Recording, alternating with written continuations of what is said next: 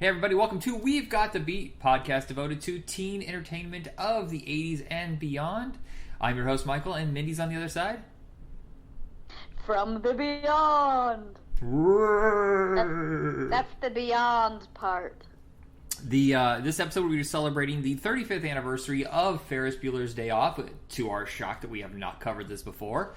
And I thought maybe we should pick another Matthew Broderick movie around that time when he was a teenager. Then I said, no, wait, hold on. What the perfect fit is the absolute flip side of the coin of Ferris Bueller, and that's Election. Yes, makes sense. I almost guarantee you Alexander Payne enticed him with that. He's like, you ever want to know what it's like to be Mr. Rooney? Be on his side. You're gonna be a dumped on loser just like Rooney. It makes perfect sense. By the way, people, I'm boozing it up. I would be so drawn by that pitch. Yeah. The band Rooney, did they take the name from that character? Cannot confirm nor deny. Okay, I always wondered. So we saw this in theaters, everybody. Jealous? We did? Yes, we did. We got free tickets from the newspaper and went and saw it. I was 6. I don't think I remember. I think it was our 4th of July going. Like, the company would throw something every big holiday. So they would let us see movies on, I believe, New Year's Day, 4th of July. And I always remember there was one like in the middle there, like Labor Day or something like that. So because we saw Uncle Buck. We saw Karate Kid 2, and we saw this, I know, for free. I don't know what else. I can't remember. Mm-hmm. Baby Boom was one of them. But this hit me as a teenager just like a lead brick. I mean, it was just everything that I was looking for in a movie when I didn't even know what I was looking for at the time. Because I was 9 at the time this came out, and it just blew me away. So preteen you was like, I want a rebel with a heart of gold. Does he really have a heart of gold? There's some stuff I question. mean, a lovable rebel who is a little bit cocky. Yeah, he's a little rascal. Now, you see a lot of what led up to this in his previous films, War Games and Lady Hawk. He's kind of a rascal. He's a fast talker, very charming, and something must have screamed out to John Hughes when he was casting this that he was the perfect guy for it. And I really can't think of many other people that could have done this except possibly his stand-in during his years doing Biloxi Blues and Brighton Beach Memoirs, and that was John Cryer. Yeah, no, that makes sense. You know who else is kind of like has similar charm to me is Jonathan. What's his last name? Wasn't he the guy in like... Oh, you mean Jonathan Silverman, who was in Biloxi Blue, or in Brighton Beach Memoirs? You know what? I said it. I literally just said it couldn't be anybody but Matthew Broderick, but now I just come up with like 3 other people. There's also Corey Parker, who was in... Okay, that's enough nonsense. No, he was in those same plays. And he ended up being in Biloxi Blues with Matthew Broderick and How I Got Into College. And they're all kind of same personalities. Neil Simon-esque. Yeah, I don't know that a lot of people really relate to the Neil Simon reference. Are there a lot of theater people out there? I don't know. Well, I guess a decent amount of his movies, his plays got made into movies. Well, I am planning on doing a double feature of Brighton Beach Memoirs and Biloxi Blues if you're interested, because they're sequels just with different leads, because when they did Brighton Beach is when he was doing Ferris Bueller. I see. I admit I probably have seen them both, but I don't remember them at all, so it might be nice to revisit something that I have very little memory of, as opposed to like Ferris Bueller I've seen, 75-ish times is my guess. Yeah. This is one of the very first VHS tapes I bought, and it wasn't from, like, I myself bought. Not the way, like, our parents would say, hey, pick a movie out of this BMG, or whatever. No, it wasn't BMG, it was Columbia House. That I went to Kmart, and I believe it was like 1988 or 89, and I found a copy for the low, low price of $19.95, everybody. Back then, that was a big deal. And yes, we definitely wore this one out. I think it's so funny is that originally I was going to pair this with the Ferris Bueller TV show. I watched it. Oh dear Lord, is it awful.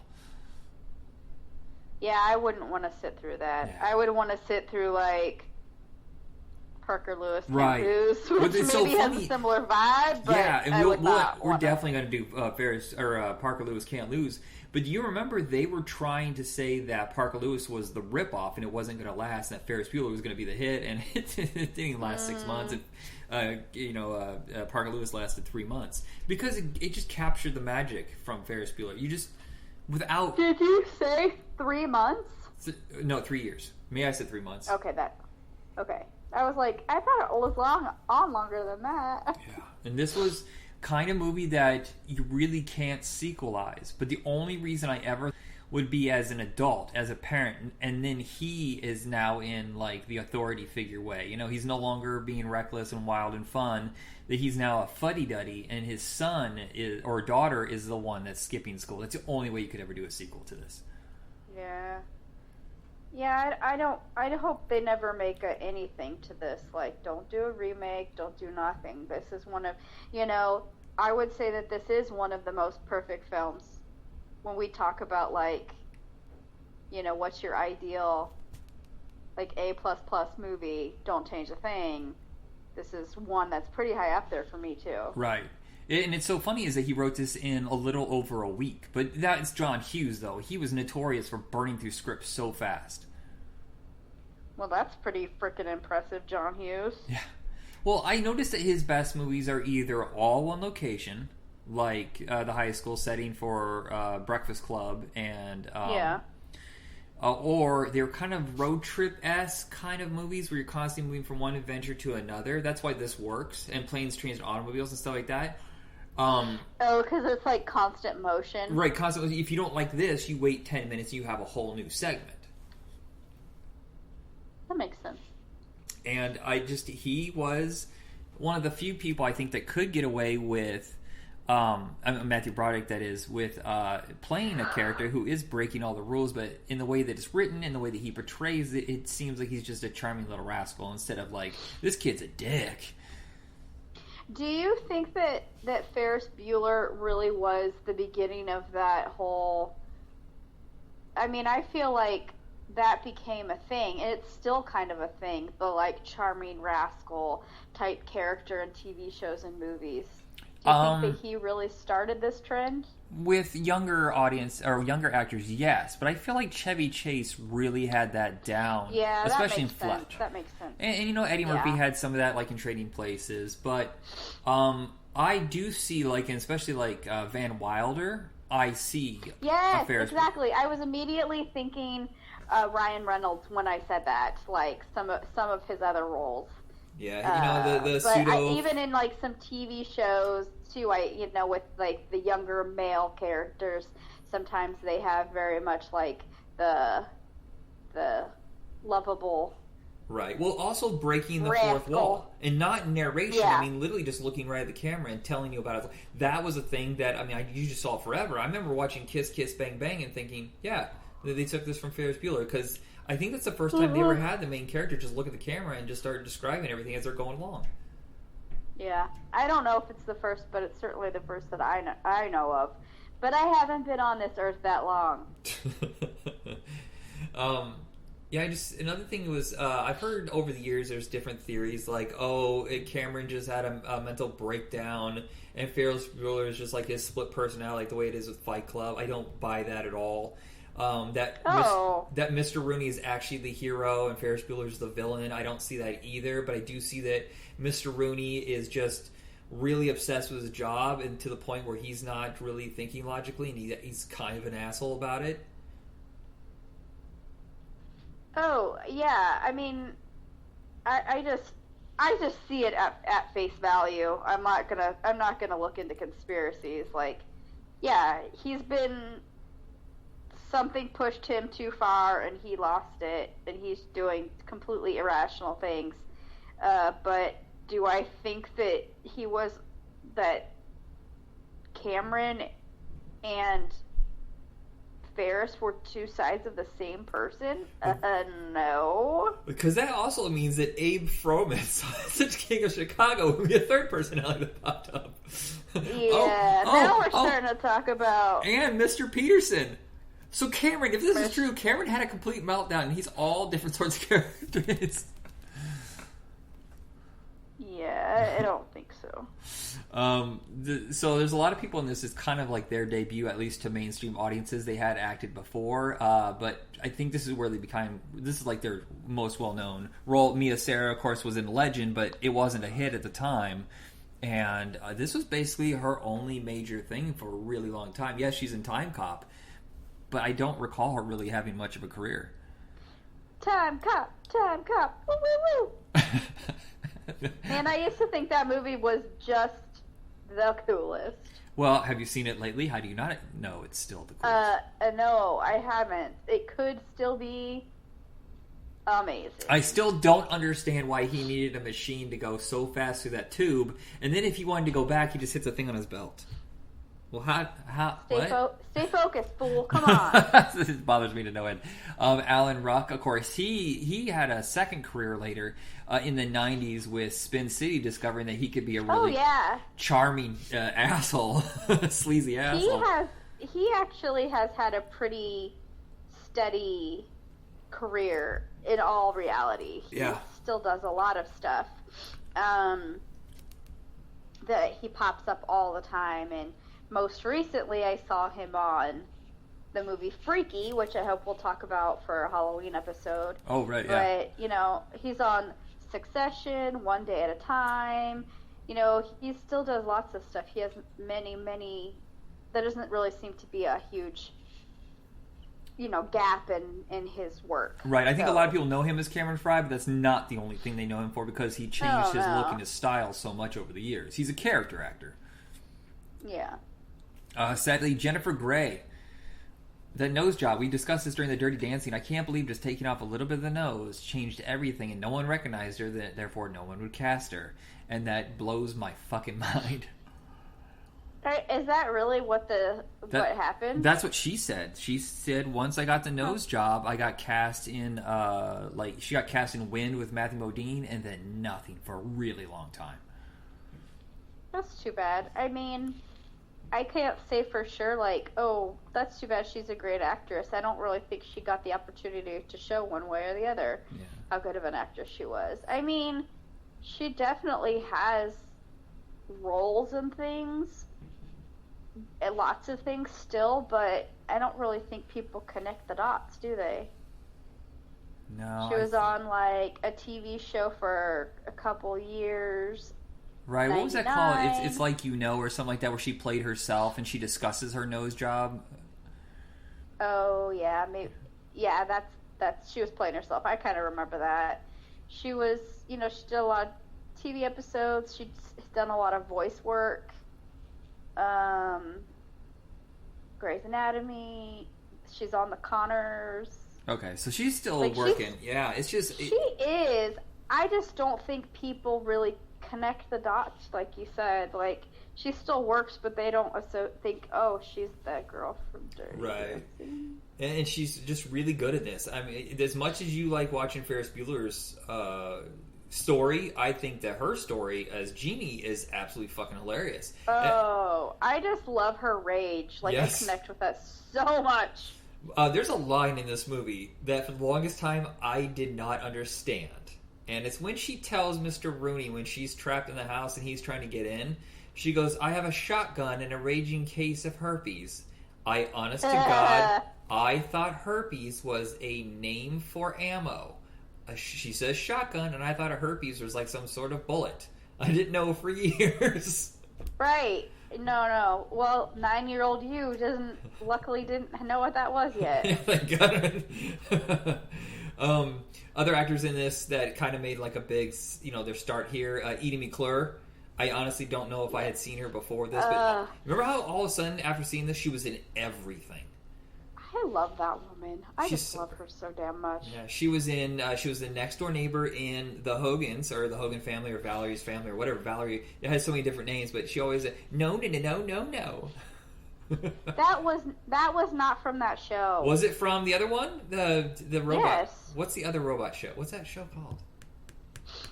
Short Circuit. Thank Just you. kidding. No, not Short Circuit. That's the robot. Oh, Small Wonder. Small Wonder.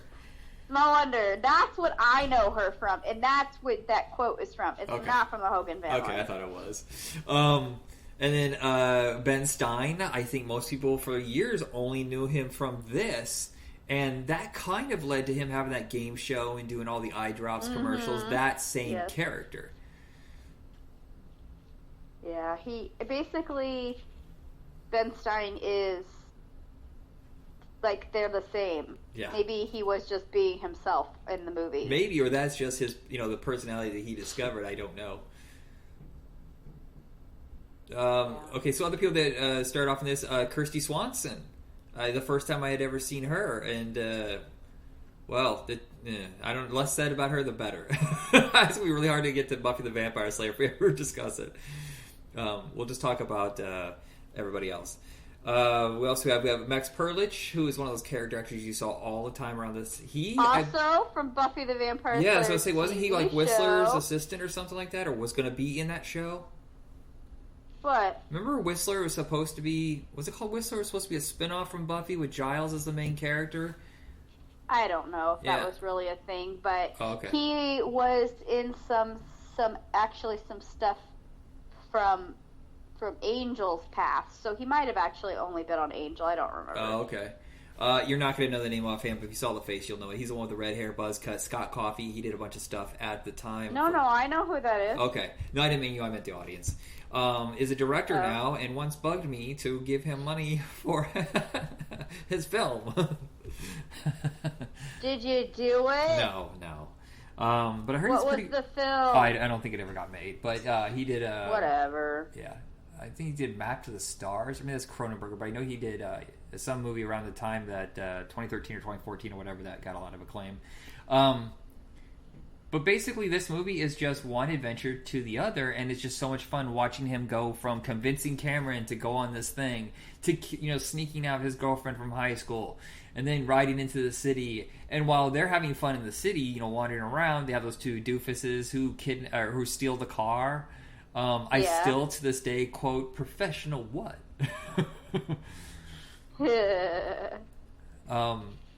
And then just like going from the baseball game where they catch and they are on TV. I love how they have those little things where the dad almost sees her or Mr. Rooney almost sees it and just constantly just barely misses them. Yeah. Okay, here it is. It's called Adult World. Scott Coffey directed a movie with Emma Roberts, Emma Roberts, Evan Peters, and John Cusack. That's the only movie that he's ever directed. Yeah. But I heard that was good. I know it. Well, I like those three actors, but I don't know if it's good. I haven't seen it somehow. But yeah, I recognize him from a bunch of other stuff as an actor. What do you think your favorite mini adventure of Ferris's is? I don't know exactly about mini adventure, but one of my favorite scenes is in the art gallery where they just they have like the little montage or whatever of them like in front of different pieces, and then them like walking through the gallery, and then I think don't they end up like following a little school group, and then they're like ducks in a row with all these little kids. Yeah. And, admiring the art and stuff like that. Like, I just thought it was really fun the way it was filmed. Yeah, I think it's almost the polar opposite of the scene that John Hughes wrote for European Vacation. Remember when they go through the art gallery really, really, really fast? And it seems like John Hughes is like, well, let me just flip this and do something different with that same setting. Yeah. I also like the, obviously I really like the parade, which is just so crazy, outlandish, and risky, but a lot of fun. My favorite is the restaurant. He was snooty, snotty. And he does this like little pursing of his face. I guess I'll just eat shit now. There's just so many things about this movie are just like really memorable, really quotable, really like ridiculous. Like, I mean, one of the most pointless but hilarious parts of the movie is like, you know, when Rooney loses and has to like drag his sad, beaten ass home. God, he has no option but to get on the school bus. Yeah. And then he's like all dejected and fucked up. And then he sits next to that weird ass girl and she's like offers him like gummy bears from her pocket. Yeah. They're all warm. It's just so weird. I love it when he flicks it away and it hits that kid in the back of the neck and the kid's just kind of like looking. Like, what the fuck was that? Is that the first post-credits sequence ever? I do not recall anything going through credits before. But that's the first time we just got like, oh, this movie's going to continue. Oh, it's going to, and all that way. And he goes, go home, the movie's over. What are you doing? And how many times has that been like, in later movies has that been, you know, they pay tribute to that. So many times I've seen that done in a really like fun way. Yeah, it's with Rooney getting beat up while he's trying to get into the house, I'm telling you, right there is the seeds for Home Alone. John Hughes wrote that as well. I can see him going, people love that sequence. Let's turn this into a whole movie. That makes so much sense. Yeah, I mean, there's not a whole lot to say about this that you don't already know. This is a bona fide classic. If you haven't seen it, go see it. I think a lot of the theories about Ferris Bueller we previously mentioned are usually, you know, like some film nerd snob who's trying to bring this movie down. Do you ever feel like a movie's popular, someone has to shit on it? Like it's their mission in life to go, you guys all love this movie? Fuck you, I'm doing this. I'm going to come with this theory where Cameron's insane. And then Mr. Rooney's actually the hero. I think I just ignore that shit. I don't care for that. I forgot the Charlie Sheen cameo, looking like he just got off a bender, heroin or something. It says that to give him that look, they made him stay awake for 48 hours before shooting the scene. Wow, must have gave him a lot of caffeine. That's but I just method acting, man. I love the fact that he basically just punches a hole in her whole waste of time. It's like you fucking got into all this because you're obsessed. Why do you give a shit? If you want to be like him, go be like him. Don't hate him for it. Or just let it go. Yeah. That's kind of funny because there's this cartoon that I watch sometimes, and it's called Phineas and Ferb. Have you ever heard of that? I remember the names, yeah. It's like a Disney Channel thing, but the whole, like, every single episode is the same, and the older sister spends all of her free time trying to catch them doing quote-unquote things she thinks that her parents would be upset about. So she spends her whole life obsessing about what they're doing and trying to get him caught. Yeah. Well, I think it's funny as Invader Zim. It's like Ferris Bueller, the cartoon. Yeah. If you take Invader Zim and you take Jeannie's character and strip her in two, you have... That sounds horrible. Divide it in two. You have Dab. Is it Dab? Is it? Oh, damn, I can't remember the names now. I haven't seen this show in so long. Who are the brother and sister? Dib and... fuck. Dib and...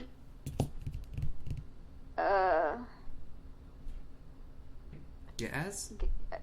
Is it Gaz? Yes. Okay.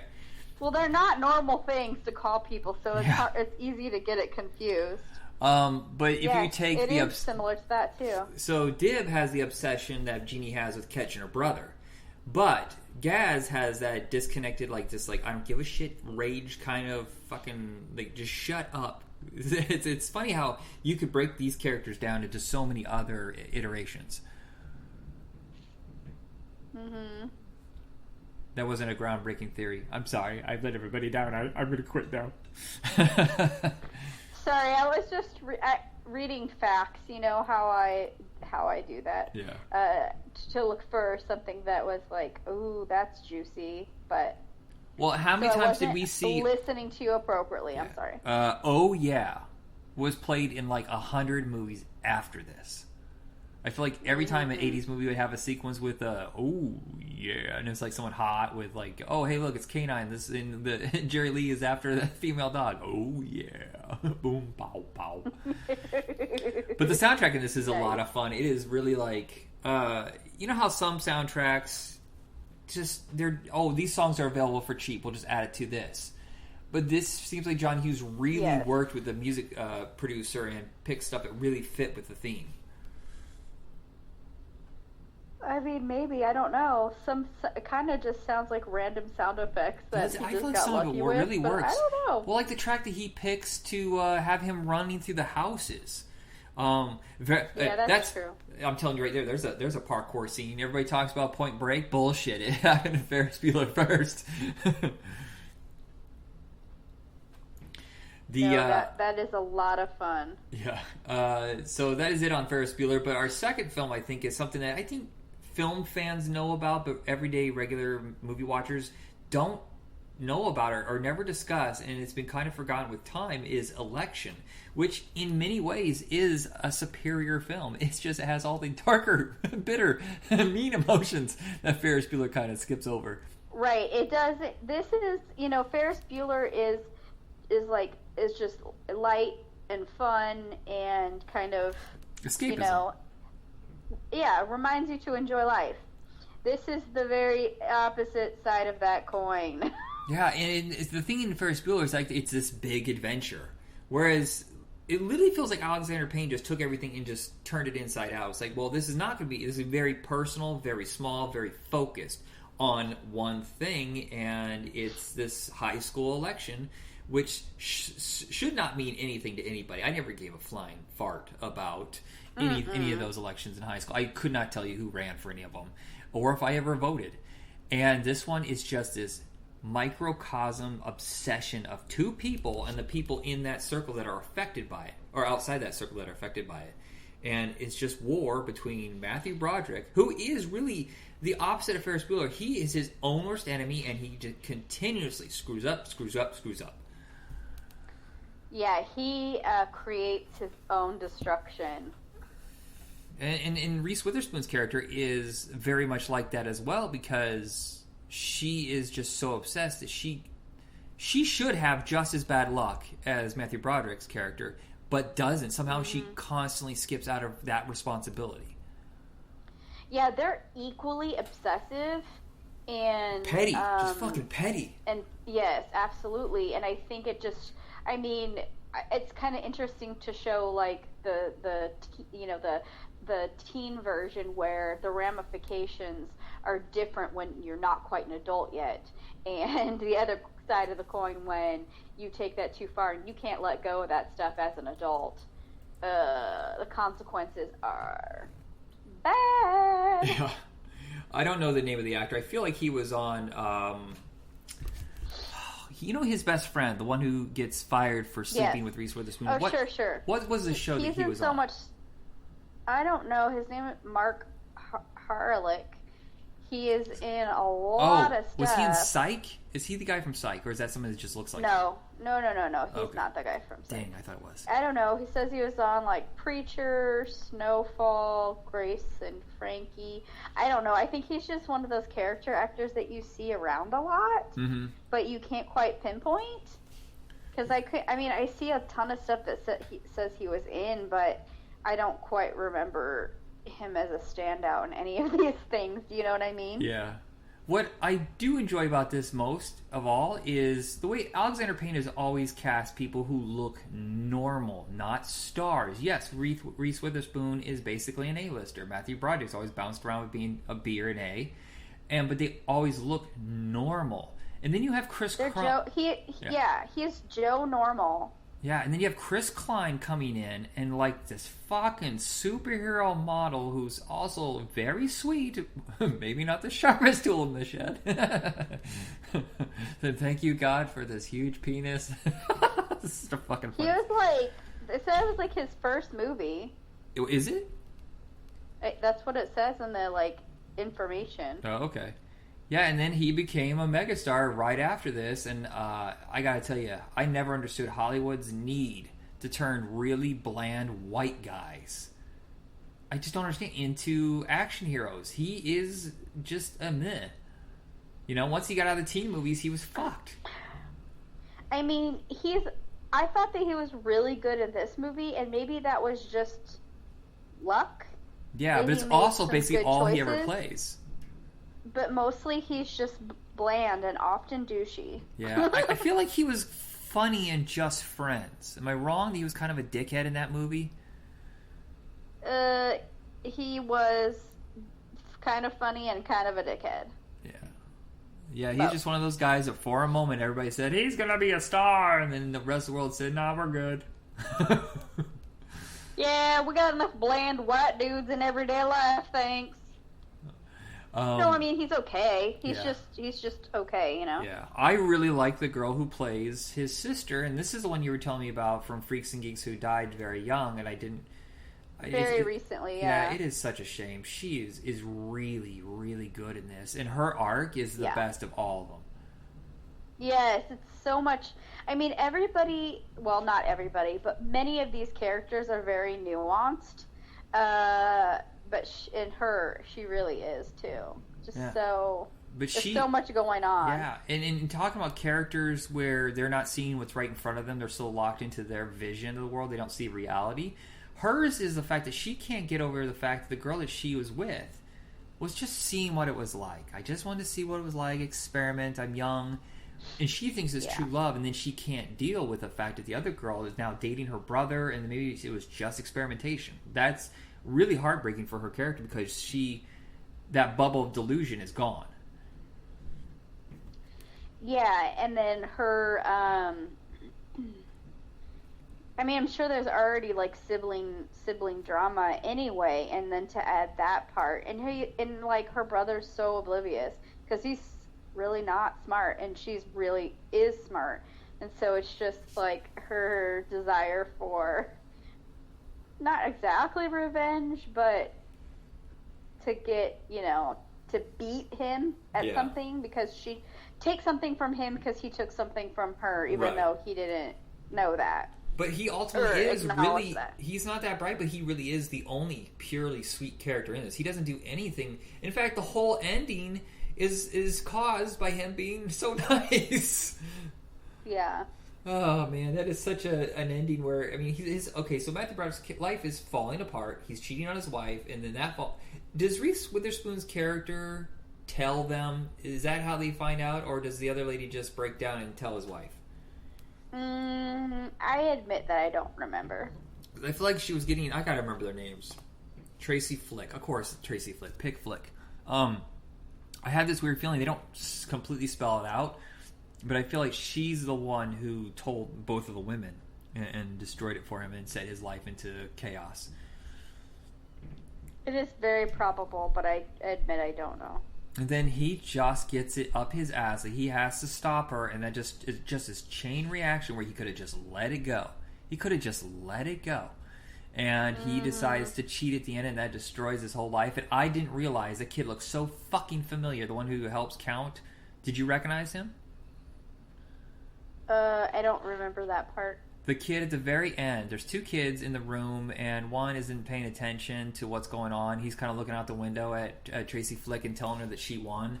But there's the other kid with the short brown hair who's like, no, sir, this can't be right. How did it change this much? I don't believe this. Do you remember him? Kind of. Okay, well, that's the kid that starred in Fired Up, which we discussed a couple months ago. Nicholas DeCosto. Oh, sure. Yeah. Nicholas DeCosto, yeah. I was just surprised seeing him. I was like, oh, that's where it was 10 years earlier. Wow. Yeah. I do kind of remember that now.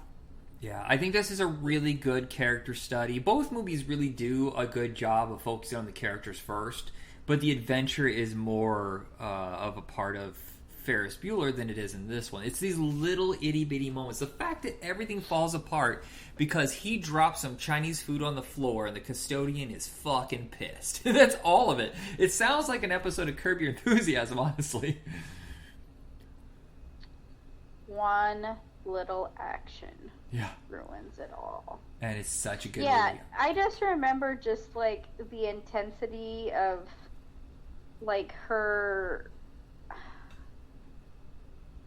I don't know. I mean...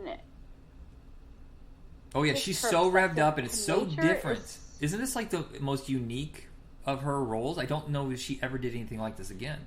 I mean, she, as an adult, she's played some fairly high-strung people. The most, some of her more recent roles, I would say, are closer to Tracy Flick's behavior.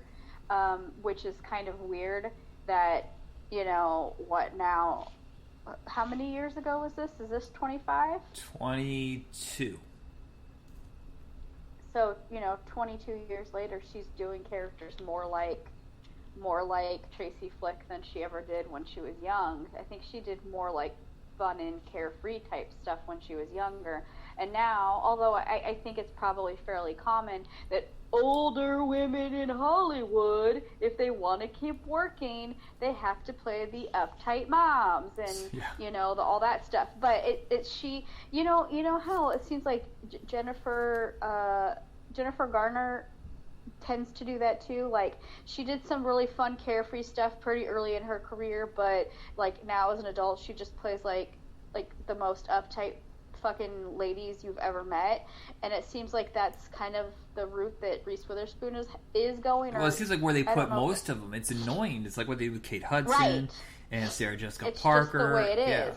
Yeah. But looking at this, is that she almost became. Go ahead. Sorry. I was just going to say, not to say that some of her most recent work isn't good. It's just, I just wonder, is this all the options that are given to women over 40 if they want to continue to work? Well, I see she does a lot of miniseries now. She's a producer on most of them, and maybe that's just where she gets to play the unique stuff. Well, she's been, her production company is like pretty massive, and she makes a lot of really smart choices in that realm. Yeah. And a lot of them are really good. I'm just, I'm looking through some of the stuff that she did early in her career, which is very interesting. They're probably going to come up on this is like Man in the Moon, A Far Off Place, Fear. Come on, Nicole Forever. Pleasantville. I really like the first decade of her career. Cruel Intentions, Best Laid Plans. I could do without American Psycho. I know everybody worships it. But then she became a megastar with Legally Blonde, and then after that, it's so fucking boring. Oh. Yeah, I mean, she did. That's what I'm saying. Like, she did a lot of like more light, carefree type stuff when she was younger, and then, I mean, even Legally Blonde sort of has the light carefreeness to it, but then after that it does seem rather random and formulaic. Like, I don't dislike all of these movies. No, but you could see it on paper. Will this sell? Whereas it seemed like before she became a star is when she was doing, is this a good role? Is this an interesting thing to do? Yeah. So that's kind of the disappointing part. This is really, I can't imagine. This might be her best role. I really love this movie. I would say that it's probably one of her most interesting and challenging characters. I very, very much like Pleasantville and how, her growth over the course of that experience. Like, the character growth and development is really good in that. But otherwise, again, I think she's very likable, but I don't really see that she does necessarily stuff that's very challenging. Right. It's like, what pays the biggest pay? That's the problem when you become a star. Until some of her very more recent roles with, like, her miniseries. The Big Little Lies and Little Fires Everywhere and stuff, like, those are really good. What I don't like is when actors start doing whatever will pay them the most. That's when I get like, oh, fuck. This is an MTV Films production, which I believe is now a dead studio. I'm not sure if they've done anything lately, but there was a time when they were like the hot studio. If you want a teen movie that's going to get a lot of buzz, you get you go through MTV Films, and automatically right there you have like 2 or 3 networks that are going to promote it like crazy. And this was one of their smarter films, and it was really early on because I think before this it was Dead Man on Campus, Varsity Blues, 200 Cigarettes, and then this. And this is when people started taking them legit. And they've done some good stuff through the years, like Stop Loss, I remember. But for the most part, I remember for like Jackass, things like that. Didn't they... excuse me. I just watched that one with them when they tried... Or The Perfect Score, wasn't that? It was. Yeah, I didn't realize they did so many movies that don't have anything to do with teenagers. This is weird. They did The Longest Yard, Coach Carter's a high school movie, right? Yeah. Hansel and Gretel, Witch Hunters, Blades of Glory. Why are these MTV productions? Eon Flux makes sense because it was one of their productions. Interesting. Yeah, there is some good stuff in here. I just assumed that it was all like teen stuff, but that's weird. But it's not happening anymore, right? Let's see if they have any more productions. So I know there was another Jackass that was sort of, kind of in production. Let's see. Release date.